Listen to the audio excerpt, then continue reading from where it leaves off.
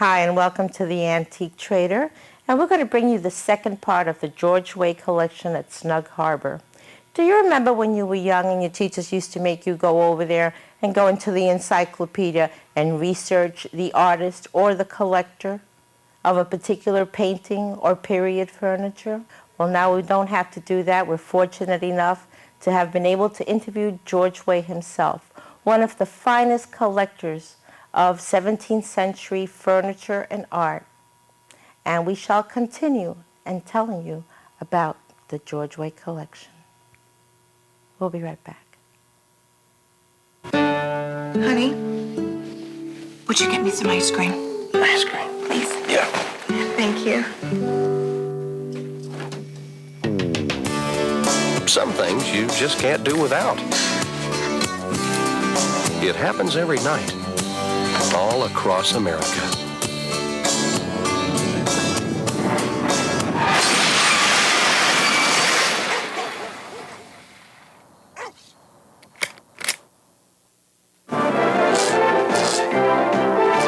We must all be more diligent about not wasting energy. By George, I think I've got it. It's elementary. We face an awful waste of energy. To find a remedy, it's up to you, it's up to me. We all agree it's true. The world has got a major job to do. If we might just review, it's up to me, it's up to you. Please don't waste energy.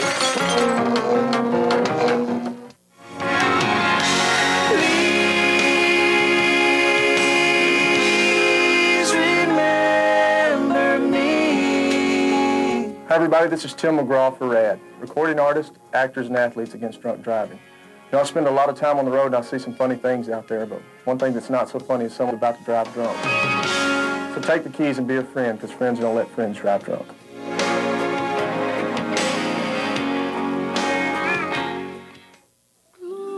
There's a vacation village for kids near all the fun in Orlando. It's called Give Kids the World. I never saw my mom and dad laugh so much. You could take your family for free if you're a kid like me with a terminal illness. You know a kid like that would like to come here. Call 1-800-995-KIDS. I wish I can come back. Over the past 35 years, George Way has amassed one of the finest privately owned collections of Dutch and English furniture, paintings, and decorative objects in America. Staten Island's own George Way has been written up in many magazines, including Forbes, Esquire, People, Art and Antiques, and The World of Interiors. He has appeared on American and international television on such shows as The Home Show, NBC National News, and the BBC's In Search of Happiness. He has been utilized as an expert by many museums and auction houses, including Christie's, where he was their early furniture expert for several years. Mr. Way began his collecting career when he was 15 years old. He discovered an ornately carved chair in the basement of the Christ Episcopal Church in West Brighton. He convinced the priest to sell him the chair, only to later discover that it was a Renaissance revival chair and made around the 1900s.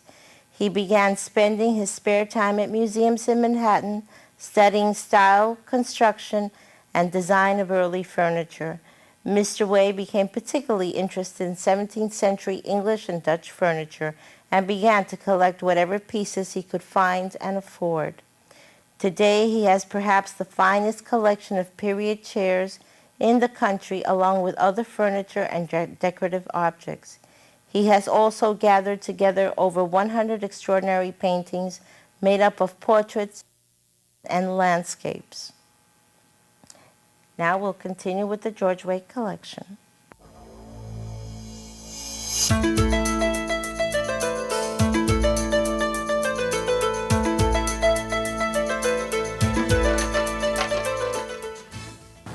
We're here at Snug Harbor with Erica Schaefer. And Erica, I'd like to welcome you to the Antique Trader. Thank Could you you. tell us a little bit about the history of Snug Harbor? Well, there's certainly a lot of history at Snug Harbor. We have been around since 1801, when we were founded by a man named Robert Richard Ransell, who found his wealth at sea and decided that he wanted to return it to the sailors. So this actually started out as a retirement home for sailors. And there's so much history in Snug Harbor. We have the front 5 Greek Revival buildings, which are behind us, and they've been around since the early 1800s as well.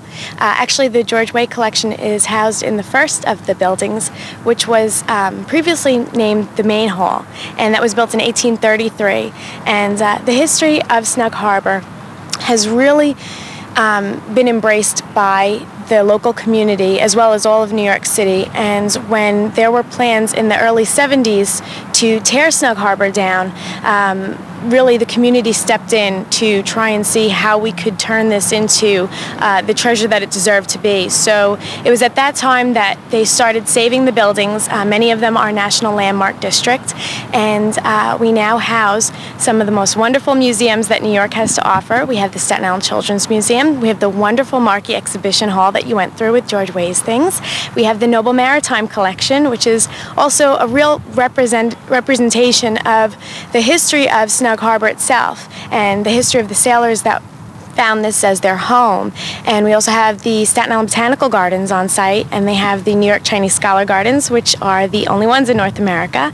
And on top of that, I'm sure I've forgotten what, the Newhouse Center for Contemporary Art is here as well, which is very well known in its respected community. That's wonderful. Now, if we wanted to get in touch with you, if somebody that wants to come see the exhibits, could you give us a little detailed information, like a telephone number and a time?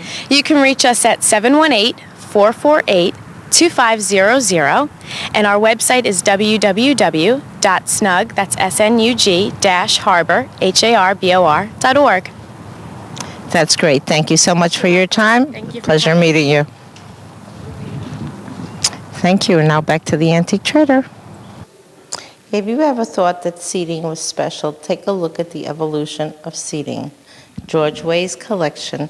Mr. Way, tell us about the seats that you have in this room. Well, this is an interesting room, like all the rest of them, where we have the changing of seat styles through the centuries. Here we have a nice joint stool, then we have a back stool, then we have a Charles I chair, and then we go into the Oliver Cromwell period. And as you see through the centuries and through the years, the chairs become, they're heavy, then become much lighter as the years go by. Here we have another panel back chair like we had in the Elizabethan room, very heavy. And then when we get to Oliver Cromwell, we have leather, much lighter, but hardly any carving. And then we're getting into the later period from 1670, 1680, where we show the crown and cherubs supporting the crown. This is interesting because it has the original webbing still on it from the 1600s. And here we have a type of chair which is from Yorkshire, England, made in the district of Yorkshire, with nice rich carving. Also, again, it's kind of heavy, but as you can see, the piercing, no more solid backs anymore. And we have a few different types of stools here with ball turnings, baluster turnings, an oval shape, which is unusual. And now we're getting into the use of cane, no more paneled seats anymore. They're much lighter, they're pierced, and they show a lot of decoration. Cherubs, crowns, acanthus leaves, and the use of walnut, which was a nice, beautiful wood to look at. Why were the chairs of that particular period so heavy? You mean in the earlier period? Well, they were heavier because there weren't many carvers at that time, and the panel backs kept the cold air from your back, okay? So when years got on, caning became very popular. They became lighter because, the need for comfort was more important in a home in the late 1600s. And once again, this chair is from England? Yes, it's English, and it dates about 1660. Here's another one from England, but this is a nice one because it shows the wings and two nice figures supporting a crown. And here we have a nice Dutch chair from 1690. As you can see, it's a nice tall back and all pierced, which makes the chair much lighter, and upholstery, which is now, comfort. And that's the original upholstery? Well, that was replaced probably in the 19th century. Most material doesn't last that long, but this one does have the original needlework from the 1600s. This one does? Yes, it's an English one from about That's 1660. great. Those body twist legs. And here we have a very interesting Baroque chair. We showed it this way. It originally was caned. And you would think a chair with this magnitude, this, beauty would be upholstered, but it showed you that caning was still important and still functional at that time. I would love to see a beautiful rose needlepoint on there. Yeah, that would be nice. Here we have a very tall back William and Mary chair from about 1690, painted black to imitate ebony. And again, here we go with upholstery. Here's a William and Mary stool with that nice serpentine stretcher and ball feet. And here's an interesting chair, one of a pair made out of walnut, which is Dutch, but it shows the introduction of the cabriolet that became popular during the time of Queen Anne. So this was really the earliest type of cabriolet around 1690. So. How do you do your research on all these particular chairs and all these little intricate things? And tell us your secret. Well, years ago was all the research. Now it's all up in my brain. So when I go into a shop or something and I see something, I know right away what it is. It's from years of experience, and that's what it's all about.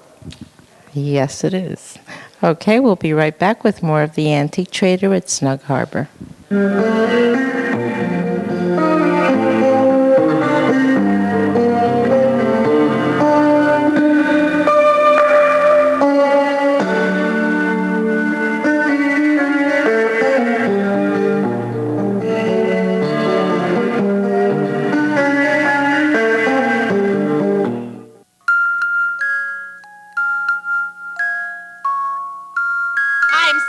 I'm sick of dealing with you. I'm sick of... I work 6 days a week. Who do you think you Stand up are? straight. Don't you ever talk back to me again! You just shut up! What are you crying about? What a child learns about violence, a child learns for life. Teach carefully. We can show you how. Act Against Violence. Call 877-ACT-WISE for a free brochure. What is a hero? Are heroes born, or are they made? In after-school programs, your kids will uncover hidden strengths, discover they have the power to change their future, and find the hero inside themselves. Let us know you on after-school programs in your area. Call 1-800-USA-LEARN. After-school programs, helping kids find the hero within. When I have an asthma attack, I feel scared. Sometimes my parents have to take me to the hospital.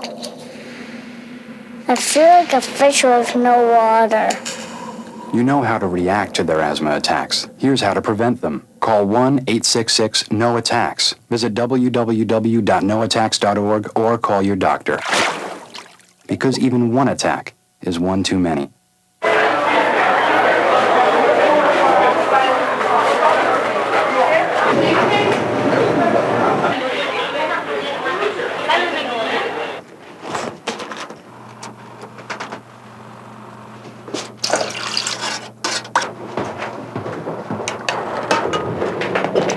I don't want to eat. Come on, just one bite. I don't like it.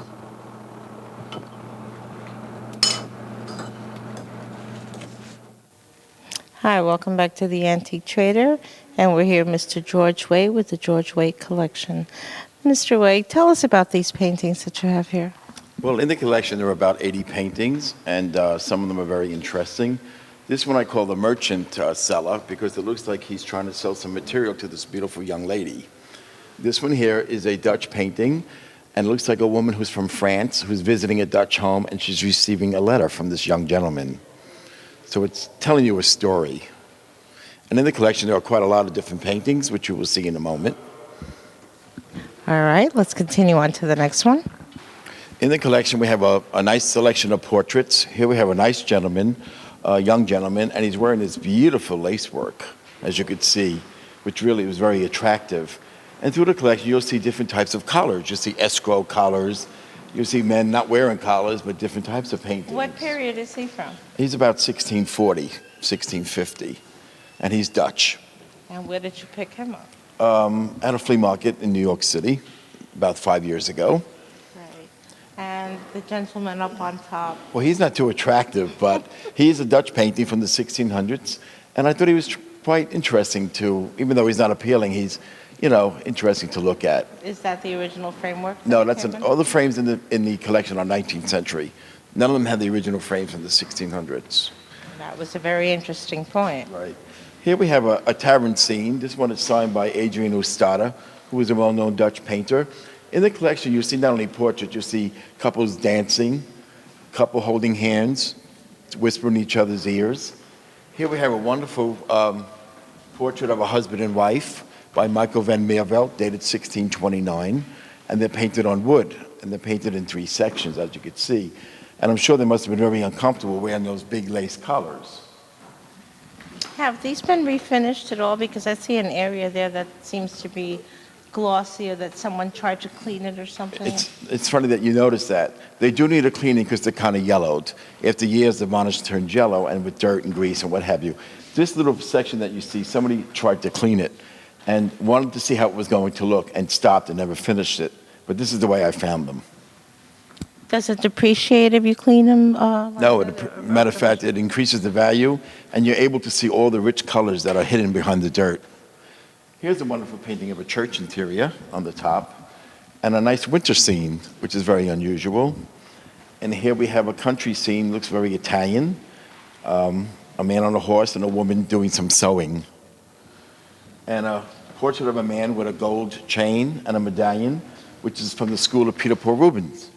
And there's a portrait of a man with a beard wearing a lace collar, painted on wood, also Dutch, 1600s. And I'm very interested in the frame. It's a very interesting frame. It's fairly new. The frame is only about 5 years old, if that.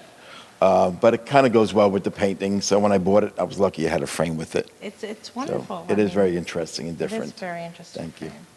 So let's continue looking at the others. Here's another portrait of a Dutchman wearing a flat lace collar with his nice tassels. Here we have another scene which is very Italian looking, even though it's Dutch. A lot of Dutch painters painted in the Italian style, and just showing like a village scene. Here we have a portrait of a woman painted on copper. Very interesting because they painted on copper, they painted on wood, and they painted on canvas in the 17th century, especially in Holland. We can skip a few, but we have like a portrait of, a seascape, and a wonderful portrait of a Dutchman on panel.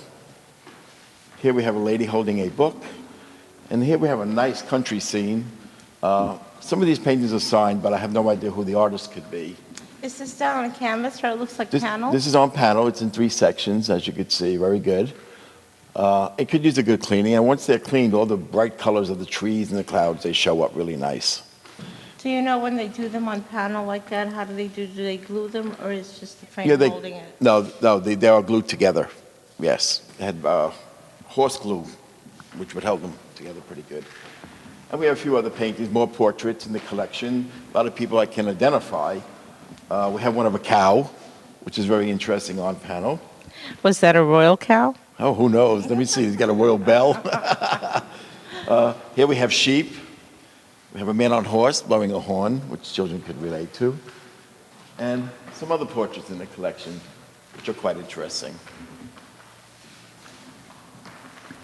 This is a beautiful collection, and I urge you, if you're an avid collector of antiques or art, to come and visit Snug Harbor. And now let's continue here. Here we have a nice village scene, quite large. As you can see, again, it needs a cleaning, but a wonderful painting. Here we have a nice village scene with people dancing, playing music, which is very interesting. And the colors, as you can see, this was just cleaned. So look how the colors are very vivid and bright. When you pick out these frames, do you pick them out yourself, or does someone else help you pick them out according to the paintings? Or is this your taste? Well, I never bought any of the frames. These are the frames that came with the paintings when I bought them. So I never had to invest in any frames. If it was up to me, they'd all have the same frame. Here's a very interesting painting. It's Rebecca at the Well. It's signed by Jacob Pinus and dated 1610. And he was an artist who painted biblical subjects taken from the Bible. Here's a nice seascape on panel, Dutch. And it tells you, from looking at it, that there's a storm coming. And as you can see from the waves rippling up. And a wonderful still life of flowers, which is very interesting. It needs a cleaning, but it's still very, very vibrant. And a Dutchman smoking a pipe. Very nice looking Dutchman, I say. Oh, give me horrors at night. Another village scene. We have a man by Jan Steen pouring liquid into a goblet. And another beautiful country scene with a beautiful big oak tree. And here's another landscape. This one is signed by Hobbema, who was a well-known Dutch painter, and a portrait of a woman dated 1650, painted on wood. Has this been the first exhibit you've ever had? Well, I've done quite a few exhibits, mostly with chairs, and I loaned different things from the collection to different museums. But the bulk of my collection, this is the first time I've ever done something like this. It's a pleasure to share with the public. That's wonderful. It's extremely nice of you. This is a beautiful portrait. As you can see, it was just cleaned. When I did a TV show doing the home show, I purchased it at William Doyle Galleries. And it's a very elegant portrait, man holding gloves, and that beautiful lace work. And you can see how elegantly it's painted from a well-known Dutch painter. There's nothing more fantastic than an oil painting. Yes. Here's one by Ravenstein, who was a well-known painter in the early 1600s, painted on wood. And these collars must have been awfully uncomfortable and warm. But the delicacy of that paintbrush, you could see the delicacy of that collar. And here's a portrait of Nicholas Roelcox, who was a burgomaster of Antwerp, and this is probably from the school of Rubens, or maybe by Peter Paul Rubens himself, painted on wood.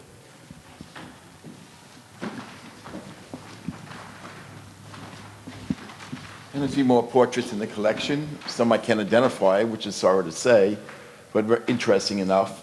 Here is a, young man who kind of looks like a bishop or clergy, and he's Dutch. And my latest portrait of a man they say looks like me, which is Dutch. That's just what I was going to say. Are you part Dutch? I am, as a matter of fact. And he's probably a long-lost relative in the early 1600s. He looks like an uncle. Probably. But he looks like me, he's right. And that's the bulk of the collection of the artwork. Well, there you have it, the George Way collection. And I hope that you'll come visit Snug Harbor so you can see it and feel it yourself. Thank you so much for being on the Antique Trader. Thank you. Thank you for having me. And I hope that you could come visit again. I'd love to. Thank you so much. Thank you so much. My pleasure.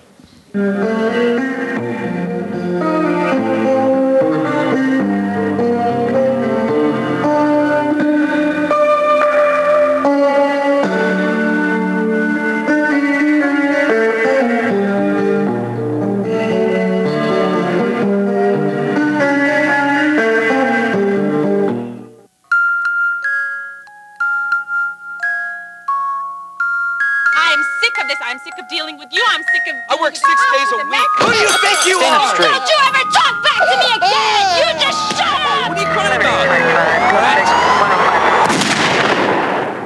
What a child learns about violence, a child learns for life. Teach carefully. We can show you how. Act against violence. Call 877-ACT-WISE for a free brochure. What is a hero? Are heroes born, or are they made? In after-school programs, your kids will uncover hidden strengths, discover they have the power to change their future, and find the hero inside themselves. Let us know you on after-school programs in your area. Call 1-800-USA-LEARN. After-school programs, helping kids find the hero within. When I have an asthma attack, I feel scared. Sometimes my parents have to take me to the hospital. I feel like a fish with no water. You know how to react to their asthma attacks. Here's how to prevent them. Call 1-866-NO-ATTACKS. Visit www.noattacks.org or call your doctor. Because even one attack is one too many.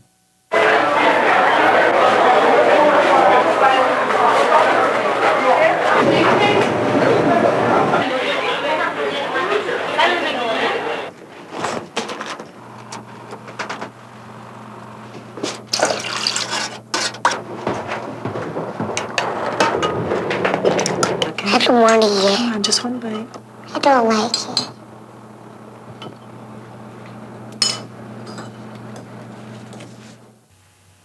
It's amazing that in these buildings they used to harbor sailors that had no homes.